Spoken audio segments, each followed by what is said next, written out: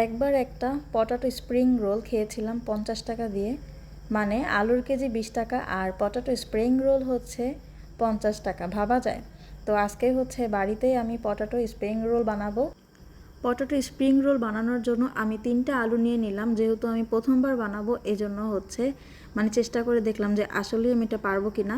তো এজন্য প্রথমে আলুটাকে সুন্দর করে ধুয়ে নিয়ে তারপর পিলার করে ছোলাগুলো ছিলে ফেললাম।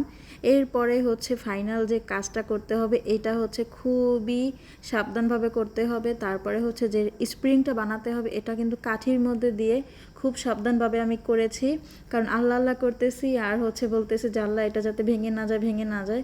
অলরেডি এই আগা থেকে মাথা পর্যন্ত অল্প একটু ভেঙেও গেছে। তো এই তো ফাইনালি আমার হচ্ছে এটা সুন্দর হয়েছে।